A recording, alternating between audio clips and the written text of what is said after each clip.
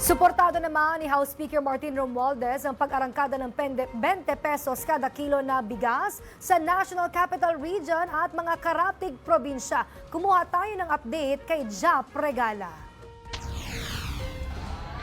Nagsimula na ngayong araw ang rollout ng 20 pesos kada kilo ng bigas sa ilang karatig probinsya gaya rito sa Rizal.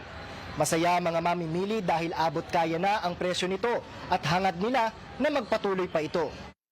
Agad na naubos ang stock ng bigas dito sa Kadiwa site sa Antipolo. Alas 10 pa lang ng umaga.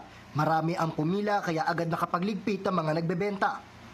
Isa si Jonald Nicoleta sa mga pumila at nakabili ng 20 pesos na bigas. 5 kilos po yung nabili namin ngayon na tag 20 pesos.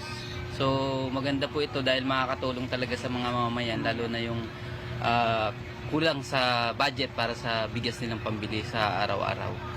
Aniya, malaking bagay ang programang ito ng Administrasyong Marcos. Sana tuloy-tuloy kasi kung magtutuloy-tuloy siya, maraming matutulungan talaga yung ganitong 20 pesos na bigas natin. Ayon pa sa ilang bumili, maganda ang kalidad ng bigas at maihahalin tulad ng mga ito sa 40 pesos per kilo na commercial rice.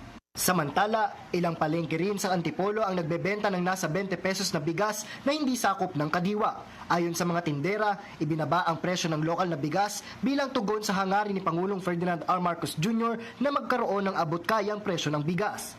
Para po makatulong po sa ating mga lokal na mamimili at saka sa mga dumadaan din po na walang budget sa ating bilihan. Pag mura na po yung bigas, kailangan natin po yung ibaba para makatulong po sa kanan nila. Nabili ang mga bigas mula sa mga lokal na magsasaka. Po, sa Tarlac po, sa mga local po na magsasaka natin, sila po ang nag-harvest. Kagaya sa Kadiwa sites, marami rin ang tumatangkilik dito. Kasi 20 po na piraso, 8 na lang po yung natira.